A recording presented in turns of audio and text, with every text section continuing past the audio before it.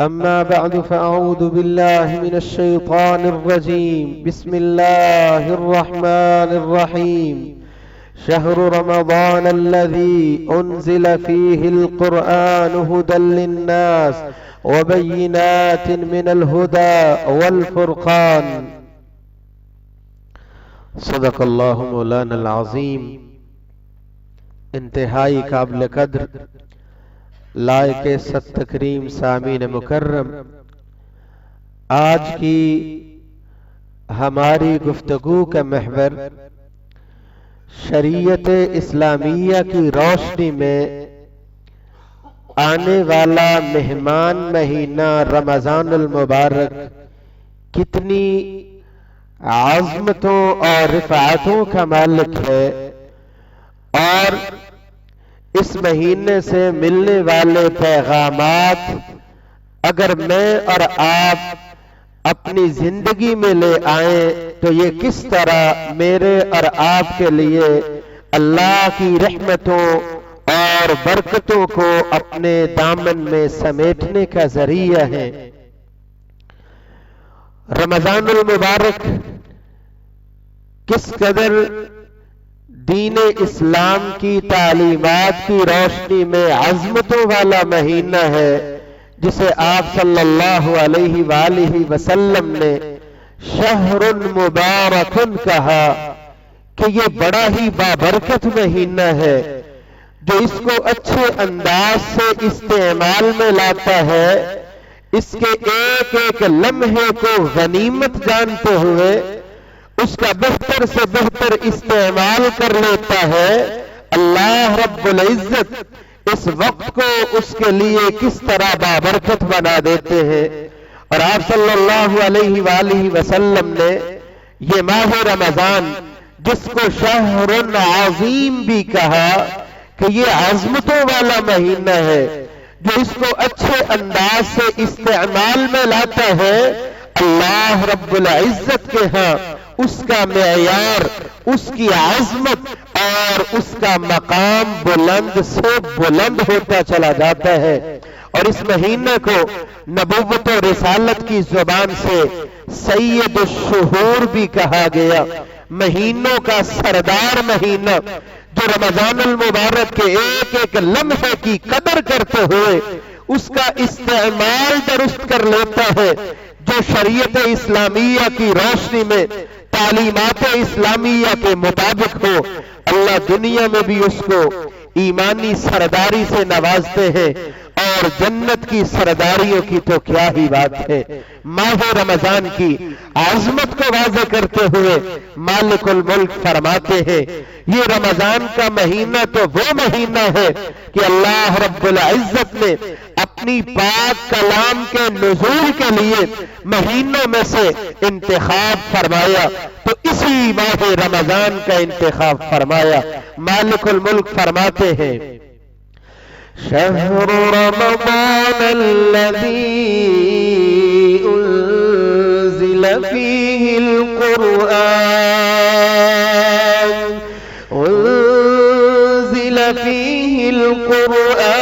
ہدی للناس وبینات من الہدی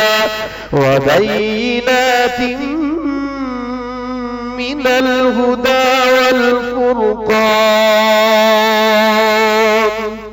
یہ ماہ رمضان تو وہ مہینہ ہے کہ اس قرآن کو اللہ رب العزت نے نازل فرمایا، اِنَّا أَنزَلْنَاهُ فِي لَيْلَةِ الْقَدْرِ، قدر والی رات میں نازل فرمایا، اور حکم ربانی سے اللہ کے فیصلے کہ 5 طاق راتوں میں سے اس رات کو تلاش کرنے کی ترغیب دلائی کہ جو انسان اس کی تلاش میں نکلتا ہے، عبادت و ریاضت میں بڑھتا ہے، اللہ کے تقرب کا اور زیادہ موقع اس کے لیے آسان سے آسان ہوتا چلا جاتا ہے۔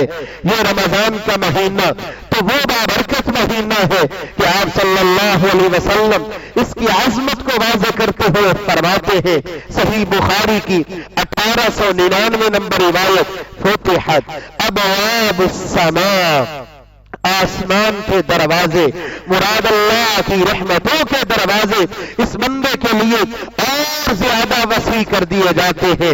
وسلسلۃ الشیاطین، اور اس بندے کو اللہ کی رحمتوں کا مستحق بنانے کے لیے شیاطین کو جکڑ دیا جاتا ہے۔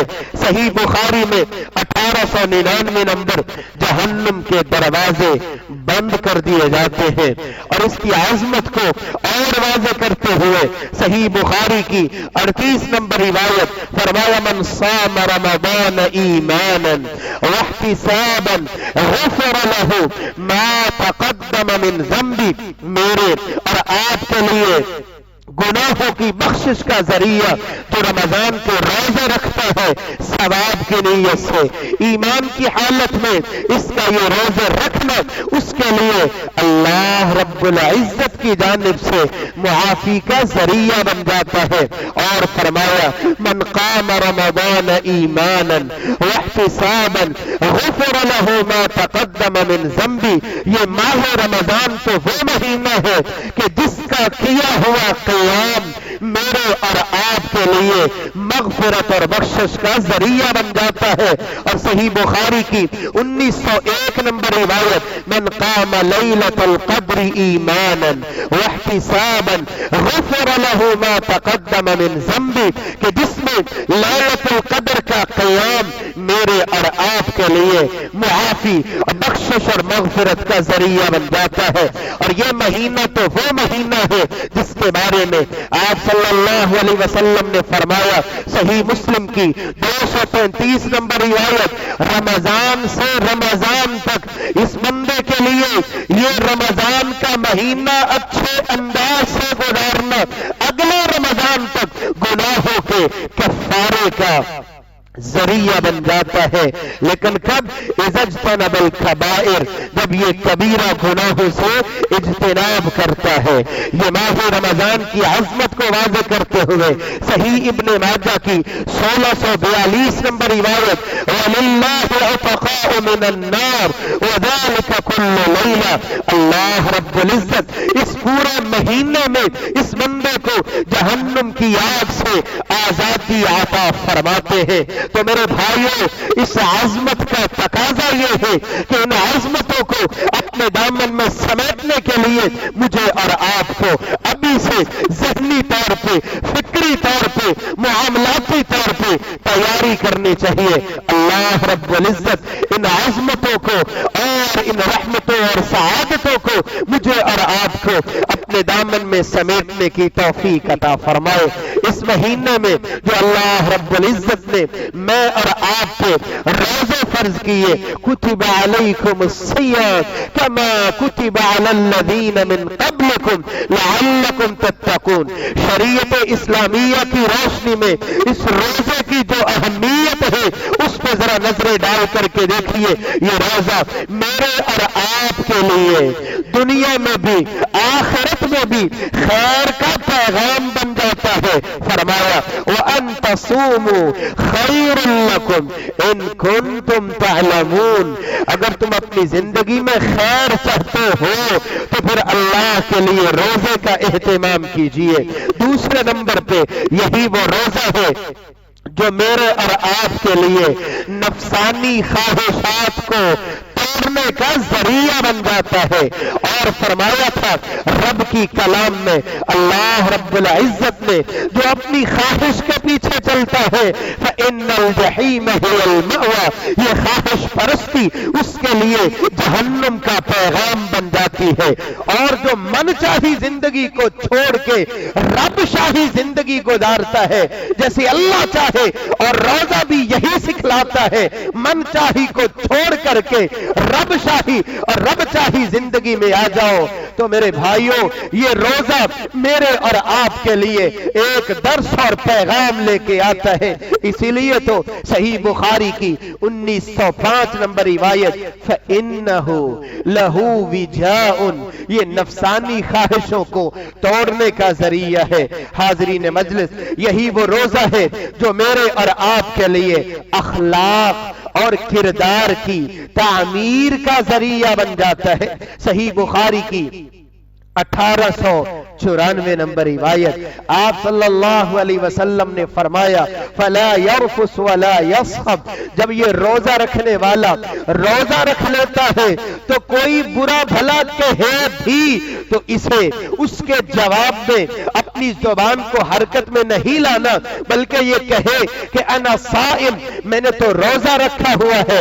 اور جو روزہ رکھنے والا ہے وہ اپنی زبان کو یوں بیجا حرکت نہیں دیا کرتا، جو یوں زبان کو کنٹرول کرتے ہوئے اس کے اخلاق کی بھی تعمیر ہوتی ہے، اس کے کردار کی بھی تعمیر ہوتی ہے۔ یہی وہ روزہ ہے جو میرے اور آپ کے لیے ارکان اسلام کی تکمیل کا ذریعہ بن جاتا ہے۔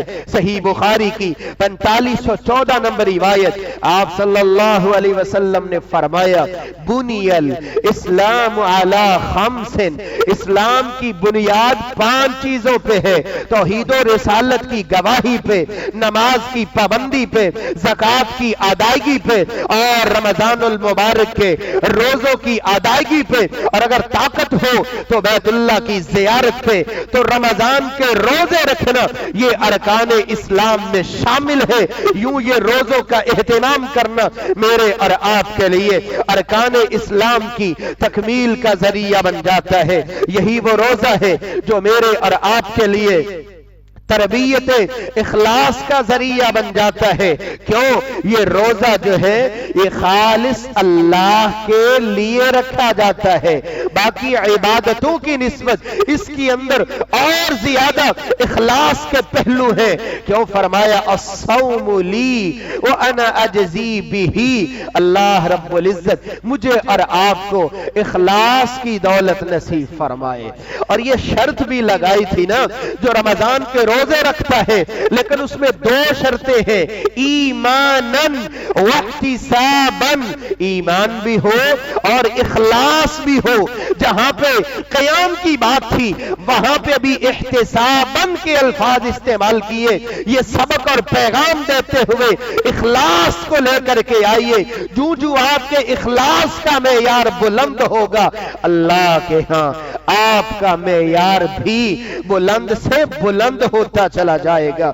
یہی وہ روزہ ہے جو میرے اور آپ کے لیے اللہ رب العزت کے ہاں دعاؤں کی قبولیت کا ذریعہ ہے۔ صحیح الجامع کی 3032 نمبر روایت فرمایا تھا آپ صلی اللہ علیہ وسلم نے ثلاث دعوات لا ترد، 3 قسم کی ایسی دعائیں ہیں جن کو اللہ رب العزت واپس نہیں لوٹاتے بلکہ ان کو شرف قبولیت سے نوازتے ہیں۔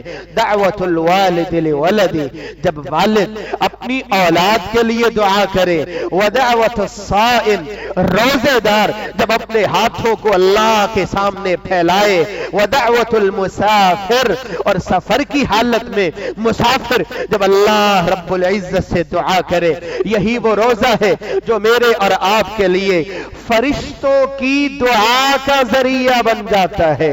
وہ فرشتے جو اللہ کی اطاعت کا نام ہے، لا یعصون اللہ ما امرہم، جن کی زندگی میں اللہ کی معصیت نہیں ہے، وہی کرتے ہیں جو اللہ کا حکم ہو، جن کی خوراک ہی اللہ کا ذکر ہے۔ فرمایا ان اللہ وملائکتہ یصلون علی المتسحرین، صحیح ابن حبان کی 3467 نمبر روایت۔ یہ اللہ رب العزت رحمت کی برکھا برساتے ہیں اور نورانی مخلوق اس کے لیے دعائے خیر میں لگی رہتی ہے۔ کس کے لیے؟ جو روزے کا اہتمام کرتا ہے۔ اور 7ویں نمبر پہ یہی وہ روزہ ہے جس کے مقابلے میں کوئی عبادت نہیں آ سکتی۔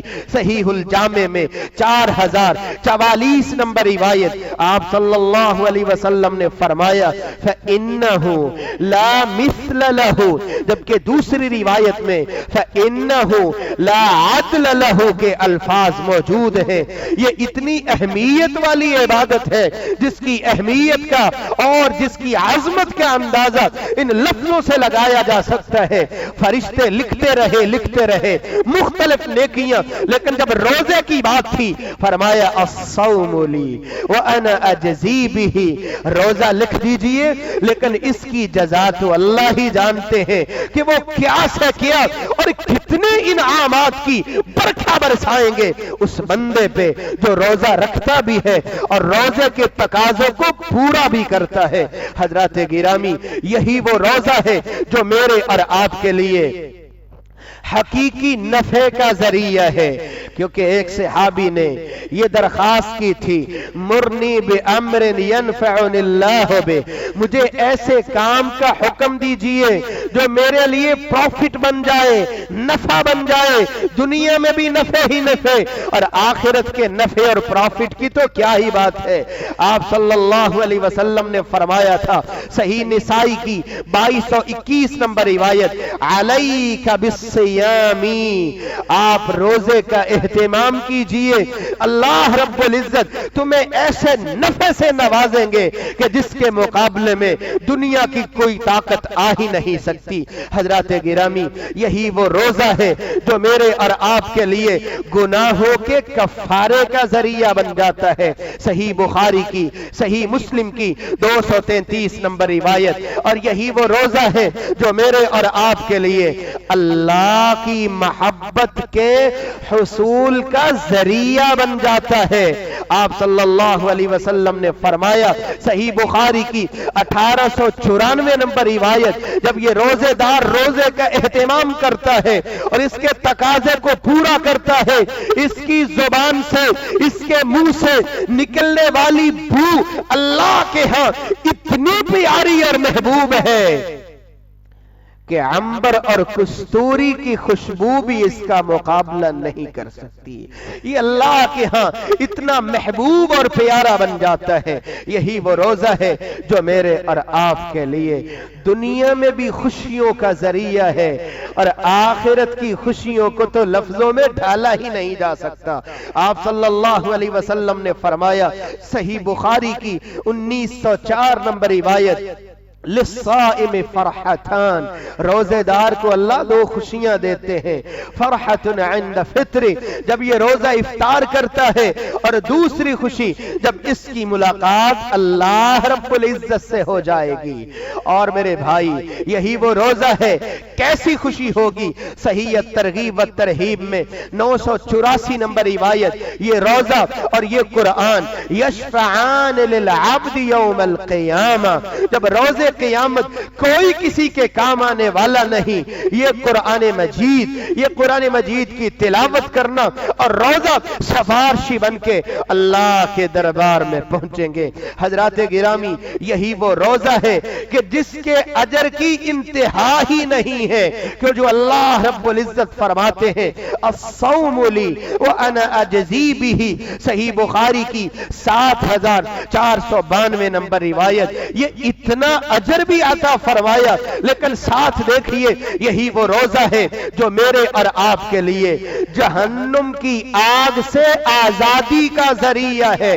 آپ صلی اللہ علیہ وسلم نے فرمایا، صحیح ابن خزیمہ کی 2125 نمبر روایت، الصوم جنۃ من النار، یہ روزہ جو ہے روزے دار کے لیے جہنم سے آزادی کا ذریعہ بن جاتا ہے۔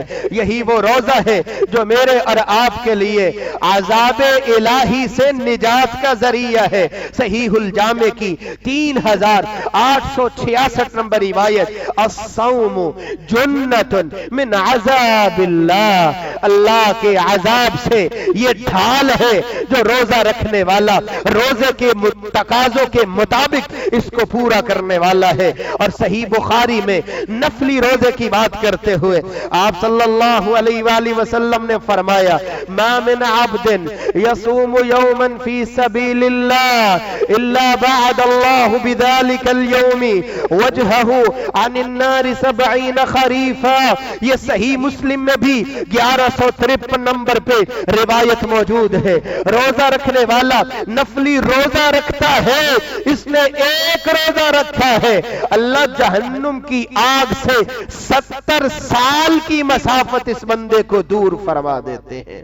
اور صحیح ترمذی کی روایت 1335 نمبر، من صام یوما فی سبیل اللہ جعلہ اللہ بینہ وبین النار خندقا، جو بندہ ایک روزہ رکھتا ہے نفلی روزہ، اس کے اور جہنم کے درمیان اللہ رب العزت ایک خندق بنا دیتے ہیں، فاصلہ بنا دیتے ہیں۔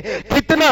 کما بین السماء والارض، جس طرح زمین سے آسمان تک کا فاصلہ ہے۔ حاضرین مجلس، یہی وہ روزہ ہے جو میرے اور آپ کے لیے جنت کے حصول کا ذریعہ ہے، کیوں جو آپ صلی اللہ علیہ وآلہ وسلم نے فرمایا تھا ان فی الجنت غرفا، جنت میں جنتی محل ہوں گے، اور ان کی صفات اور خوبیاں بھی احادیث کی روشنی میں کثیر تعداد میں موجود ہے۔ پوچھا گیا یہ کن کے لیے ہے؟ فرمایا جو بھوکوں کو کھانا کھلاتا ہے اور روزوں کا اہتمام کرتا ہے۔ حضرات گرامی، آپ صلی اللہ علیہ وآلہ وسلم نے فرمایا من ختم له بصیام یوم داخل الجنہ، ایک بندے نے روزہ رکھا ہوا ہے، روزے کی حالت میں چل بسا، یا جس دن اس نے روزہ رکھا اس رات کو وہ چل بسا، اس کا یہ روزہ رکھنا ہی اس کے لیے جنت میں داخلے کا ذریعہ بن جاتا ہے۔ اور آپ صلی اللہ علیہ وآلہ وسلم نے فرمایا کہ جنت میں داخلے کے لیے 8 دروازوں میں سے ایک دروازہ جو ریان نامی دروازہ ہے، وہ تو بنایا ہی ان لوگوں کے لیے گیا ہے جو روزوں کا اہتمام کرنے والے ہیں۔ اللہ رب العزت ماہ رمضان کی عظمت کو سمجھتے ہوئے پھر مجھے اور آپ کو صحیح تقاضوں کے مطابق روزوں کا اہتمام کرنے کی توفیق عطا فرمائے۔ تو میرے بھائیوں، سمجھنے والی بات یہ ہے کہ مجھے اور آپ کو پھر ان پیغامات کو سمجھتے ہوئے تیاری کرنی چاہیے۔ یہ ماہ رمضان جو میرے اور آپ کے لیے پیغامات لے کر کے آتا ہے، سب سے پہلا پیغام اخلاص کا پیغام ہے کہ میں اپنے دل میں اس فکر کو تازہ کروں کہ میرا کوئی بھی عمل ہو تو وہ ہونا چاہیے کس کے لیے؟ ایک اللہ کے لیے۔ نماز کی پابندی، ذکر کی پابندی، دعا و تلاوت کی پابندی، کوئی بھی نیکی اختیار کروں اللہ کے لیے۔ ماہ رمضان کا دوسرا پیغام تقوی کا پیغام ہے، خشیت الہی کا پیغام ہے، لعلکم تتقون۔ اس کا مقصد ہی یہی ہے کہ میرے اور آپ کے دل میں اللہ کا خوف ہو، اللہ کا ڈر ہو۔ میں دنیا سے تو ڈروں لیکن 7 پردوں کے پیچھے ایسی سوچ اور فکر آ جائے نعوذ باللہ کہ کوئی بھی نہیں دیکھ رہا۔ مجھے یہ سمجھنا چاہیے کہ میرے دل میں اٹھنے والے جذبات سے بھی واقف ہے تو اللہ کی ذات ہے۔ اس ماہ رمضان کا تیسرا پیغام کہ مجھے یہ عادت بنانی چاہیے، نوافل کی ادائیگی کا پیغام ہے، ترغیب دلائی ہے قیام کا اہتمام کیجئے۔ یہ قیام کرنا ماہ رمضان کا اللہ رب العزت کے فضل سے میرے اور آپ کے لیے مغفرت اور بخشش کا ذریعہ ہے۔ مجھے یہ سمجھنا چاہیے جو آپ صلی اللہ علیہ وآلہ وسلم نے فرمایا تھا وَمَا تَقَرَّبَ إِلَيَّ عَبْدِي بِشَيْءٍ، جو یہ بندہ نوافل کا اہتمام کرتا ہے یہ اللہ کے اور زیادہ نزدیک اور نزدیک ہوتا چلا جاتا ہے۔ تو اللہ کے تقرب کا ذریعہ ہے کہ میں ان نوافل کی ادائیگی کو اپنی زندگی میں لے آؤں۔ حاضرین مجلس، ماہ رمضان کا چوتھا پیغام صبر کا پیغام ہے، برداشت کا پیغام ہے، اور اس پہلو کو اپنی زندگی میں دل و دماغ میں اتارنے کا پیغام ہے جو اللہ نے میرے حق میں فیصلے کیے ہیں، اللہ رب العزت نے اپنے اندازے سے کیے ہیں، اور اللہ کے اندازوں سے بڑے اندازے کس کے ہو سکتے ہیں؟ اسی لیے فرمایا تھا جو راضی ہو جائے اللہ کے فیصلوں پہ وہ دنیا پہ ہی ایمانی حلاوت اور ایمانی مٹھاس کو محسوس کرنے لگ جاتا ہے۔ ماہ رمضان کا 5واں پیغام خواہش نفس کو کنٹرول کرنے کا پیغام ہے، اور رب کی کلام کے اس بات کو دل و دماغ میں اتارنے کا پیغام ہے کہ جو بندہ خواہش نفس کے پیچھے لگتا ہے وہ تو گمراہ ہو جاتا ہے۔ وختم علی سمعہ وقلبہ، اللہ رب العزت اس کے کانوں پہ بھی اس کے دل پہ بھی ٹھپا لگا دیتے ہیں۔ فَمَن يَهْدِيهِ مِن بَعْدِ اللَّهِ، تو پھر اللہ فرماتے ہیں یہ من چاہے زندگی کے پیچھے لگا تھا، نہ قرآن مجید کی آیت کو سمجھا، نہ آپ پیغمبر صلی اللہ علیہ وآلہ وسلم کی بات کی جانب اس نے غور کیا، من چاہے زندگی تھی کہ نتیجے میں اللہ رب العزت نے اس کے کھاتے میں ایسی محرومی لکھ دی ہے تو دنیا کی طاقت اس کو اس محرومی سے نجات دلانے والی۔ تو یہ روزہ جو ہے مجھے اور آپ کو من چاہی زندگی کو چھوڑ کے رب چاہی زندگی کا پیغام دینے والا ہے۔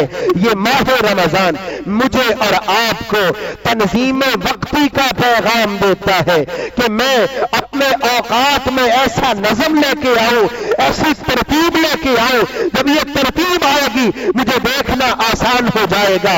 رات کو اپنے آپ کا محاسبہ کرتے ہوئے کہ صبح سے لے کر کے آج سونے تک میں نے کتنے اوقات دنیا داری میں صرف کر دیے، میں نے کتنا وقت جو ہے اور لوگوں میں بانٹ دیا، اور میں نے کتنا وقت جو ہے اللہ کی یاد میں لگا دیا۔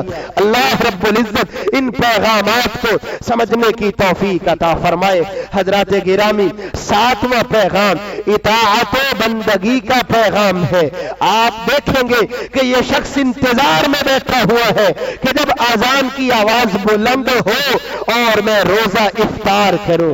حضرات گرامی، پیغام ملتا ہے یوں ہی آپ کو انتظار رہے پوری کی پوری زندگی میں لا الہ الا اللہ محمد رسول اللہ، یہ زبان سے بولنے کا معنی ہی یہی ہے کہ جب یہ بولنا ہے کہ میری زندگی کا ایک ایک پہلو اللہ کے تابع ہے اور شریعت اسلامیہ کی روشنی میں آپ صلی اللہ علیہ وآلہ وسلم کے فرمان کے تابع ہے، یہ بندہ انتظار میں رہے، وہی اختیار کروں گا جس پہ اللہ کا حکم آ جائے، میں وہی کام اختیار کروں گا جس پہ آپ صلی اللہ علیہ وآلہ وسلم کی سنت اور حدیث میرے سامنے آ جائے۔ حضرات گرامی، ماہ رمضان کا 8واں پیغام ہمدردی اور خیر خواہی کا پیغام ہے۔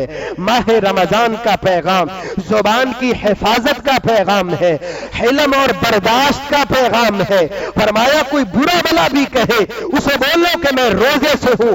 حلم اور برداشت یہ صرف ایک مہینے میں نہیں بلکہ آپ کی پوری زندگی میں ہونی چاہیے، اور ترغیب دلائی۔ ایک تو وہ بندہ ہے جس کو پتا ہے کہ میں اس چودھری سے اپنا انتقام نہیں لے سکتا، بدلہ نہیں لے سکتا، ایک وقت کا چودھری ہے، ہمت ہے، طاقت ہے اور وہ بدلہ لے بھی سکتا ہے، لیکن اللہ کی رضا کے لیے ایسا حلم دکھاتا ہے، ایسی برداشت دکھاتا ہے، غصے کو پی جاتا ہے۔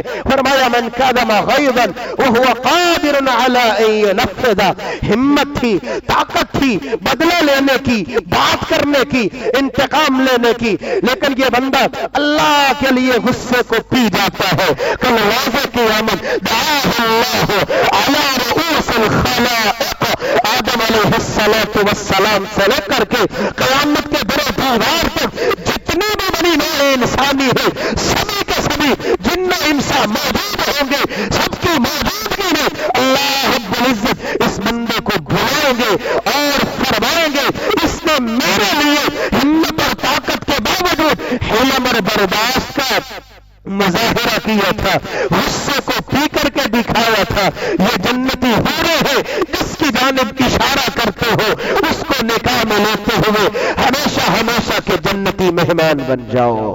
یہ ماہ رمضان کا پیغام میرے اور آپ کے لیے توحید کو اپنی زندگی میں اپنانے کا پیغام ہے کہ جو تینوں روایتیں من صام رمضان ایمانا من قام رمضان ایمانا من قام لیلۃ القدر ایمانا، ایمان کی شرط لگائی ہے، اس کے بعد اگلی بات شروع ہوگی، یعنی آپ کے دل میں جو توحید پیوست ہوتی چلی جائے گی۔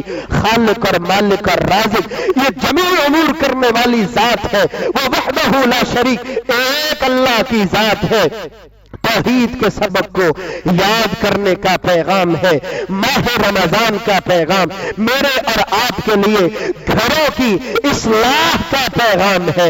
اپنے آپ کو سنبھالنے کے بعد، سنوارنے کے بعد، گھر میں والدہ ہے، والد ہے، اولاد ہے، بیوی ہے، بچے ہیں، یہ جتنے بھی ہیں میرے بھائی، اپنے آپ کو سنوارنے کے بعد جہاں جہاں پہ اصلاح کا پہلو ہو، شریعت اسلامیہ کی روشنی میں میرے اور آپ کے لیے یہ پیغام ہے کہ ان کو سنوارنے کی کوشش کریں۔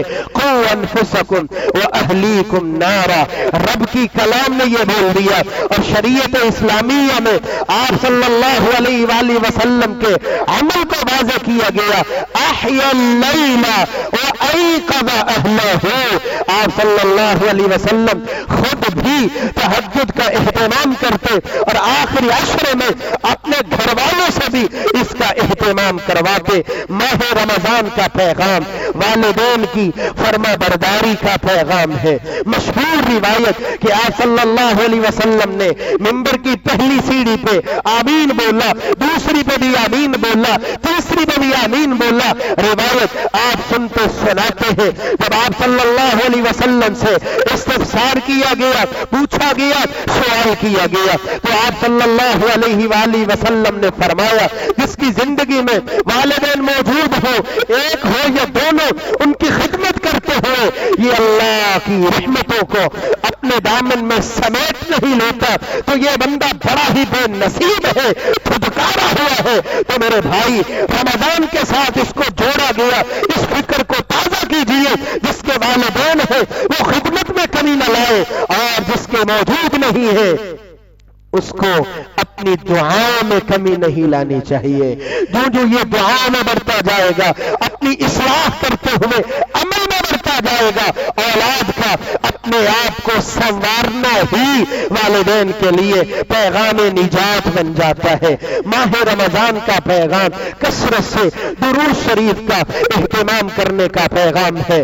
دامن وقت میں اتنی وسعت نہیں، آخری پیغام ماہ رمضان کا قرآن سے تعلق جوڑنے کا پیغام ہے۔ اور اگر آپ حقیقت کی نگاہ سے دیکھیں میرے بھائیوں، تو اللہ رب العزت نے قرآن مجید کو نازل کیا، ماہ رمضان میں کیا، اور جبریل امین بھی اور اللہ کے پیغمبر یہ دور کیا کرتے تھے قرآن مجید کا، صحیح بخاری کی روایات ہے، ماہ رمضان میں کیا کرتے تھے۔ تو مجھے اور آپ کو پلان کرنا چاہیے، زیادہ سے زیادہ تلاوت قرآن مجید کا اہتمام اور اس کو سمجھ کر کے پڑھنے کا اہتمام۔ اللہ رب العزت ان پیغامات کو سمجھتے ہوئے ان کے مطابق اپنا پلان کر کے ماہ رمضان کی رحمتوں کو اپنے دامن میں سمیٹنے کی توفیق عطا فرمائے۔ وآخر دعوانا ان الحمدللہ رب العالمین۔